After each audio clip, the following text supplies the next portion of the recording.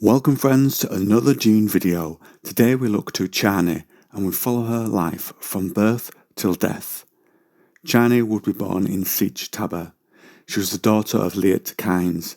Stilgar, close to Kynes, performed the water of conception ritual when she was born. The first lesson she learned in the Sietch was that crying was frowned on, as it wasted the body's moisture, and that was a sin. And she took up her independence to lessen the burden on the tribe from there. When her mother passed, Chani was able to cope with this and did not cry at her mother's spirit-releasing ceremony, and she became a part of Stilgar's household. Liet would take her out to the planting sites he worked on to push the Fremen towards their dream of changing the face of Arrakis. He would share this, but otherwise keep her as a Fremen and not share his off-world heritage with her. He wanted Chani to keep both of her feet in the Fremen world, to carry on his legacy. By age 5, she would care for the Sietch Gardens, capture sand trout that would run through the Death Still for water, and help dispatch wounded enemies into the Death Still. And she then learned skills such as mending the Sietch's vital still suits, and many other skills required by a Fremen adult, and on hitting puberty, she would go with the others on a retreat with the Reverend Mother Ramallo, and on the last day of that, those there went on a short hajra to a tribal holding basin. She would convert and share a converted part of the water of life with the Reverend Mother, and in that shared trance, Chani would hear the Reverend Mother tell her about the water in the basin, how it was their future. The mother would then probe them to find a candidate, a Sayadina. Ramallo's previous one had died in an explosion. Chani had many of the traits required, and so was initiated at the next tribal assembly. Soon after Stilgar, Chani and others found Jessica and Paul. After the Atreides fall at Arrakeen, Ramallo wanted to know Chani's impression of Jessica upon their return to the Sietch. At a spice orgy, Chani draws Paul away so his alien mind does not disturb the tribe's bonds. They have a bond now as they are both orphans. And away from the group, but still influenced by the trance, Chani sees the visions Paul has been having of her. From here, she watched Paul, his rise to be Paul Muad'Dib, though she would always call him Usul. And in this she would fight those who challenged Paul herself, and they would have later their first child, and Paul would learn from her and others much of the Fremen ways. She played the role she had been prepared for as well as Sayadina of the right when Paul went to become a Sand Rider, and as the Dune Encyclopedia says, after he had taken the water of life and been in a deep trance. He regained consciousness only after Chani tested his reaction to the illuminating poison in its raw state, which Jessica had never thought to try. The young woman raised on the legends of the Fremen Mahdi both recognised the look of the coma and realised that trying to convert the raw water by himself was a battle Usul might very well win. Then, with the tribes united, Paul took back Arrakeen and became emperor. Part of his drive at this point was from the sad loss of his first child, Leto, who was a casualty of battle, and Chani, from the loss of that child, gave water to the dead. She had experienced much loss herself at this point. Chani then helped Jessica bargain with the outgoing emperor, and with her ferocity, she won many concessions from him, and also attempts were made on her life. As the Dune Encyclopedia enlightens us, the would-be assassin managed to infiltrate her apartments and might have succeeded in his aim had his knife work been just a fraction more expert.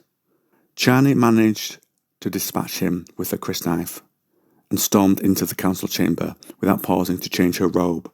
The sight of her bursting into the room, stained with her assailant's blood, her hand still poised on the sheathed crysknife, threw the table into an uproar.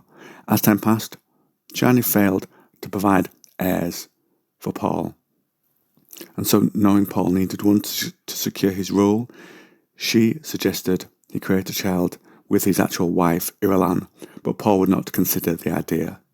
He only wanted Chani to give him the child, and so, having no confidence in the imperial physicians, she reverted to Fremen tradition, visiting the desert and praying to Shahulud, and spoke with older women within the tribe, and began a special diet based on what they had said.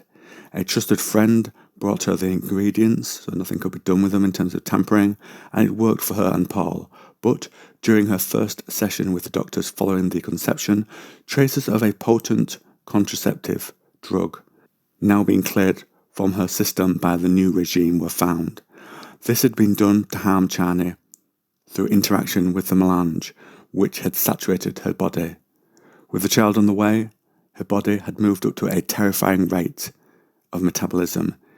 She would, to combat this, take more spice and eat more, so her child would be born sooner. And it was discovered, just because there was few of the people that could do this, that it was Irulan who would gain from this poisoning. As time moved on, Paul was blinded in a plot to assassinate him by a stone burner, but could still see with his prescient vision. And so Paul and Chani returned to their home Siege for the children to be born there. Chani went into labour, and she had not told Usul, but they were to have twins. As they were born, both twins were given the water of conception. Chani called for Paul, and she passed away whilst giving birth to Leto and Ghanima. Her life ends here, but not her legacy, that lives on. A face dancer called Saitail made an offer to the Atreides ruler. This was part of a plot involving Duncan Idaho, who had been restored to life under the name Hate Ezegola, which is an artificial human made from dead flesh, and with embedded words within his consciousness. A creature of the Tleilax Sioux, also involved in this plot, called Bajaz, intended to trigger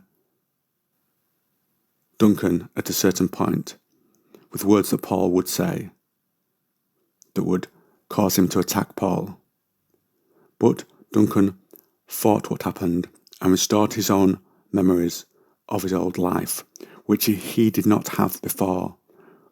Paul slays the face dancer through seeing through the eyes of his child Leto, and Duncan killed the other Tleilax Sioux puppet master. The offer they had made to Paul was to restore Chani to life, if Paul agreed to their terms. This did not happen, and, though it hurt him much, Paul put Chani's body into the death still, and the Dune Encyclopedia ends this for us. At the ceremony held that evening to release her spirit, Princess Irulan astonished the friends of Chani, who had gathered for the rite by joining their circle. There was muttering at her presence and anger, since it was believed that she would defile the ritual and bring disaster to all those attending. Their concern proved unfounded. When her turn came, the royal consort rose from her seat, walking to the pile of Chani's possessions that lay heaped on the cavern floor, and picked up a small stone pendant. I was a friend of Chani's, she said, and usually ironclad control slipped from her voice during the unfamiliar words. She taught me that nobility and noble birth are two things, and I have learned something about myself. And from then she took on care of Paul and Chani's children. And friends, that's where I end today's video. Got a comment to make? Make one.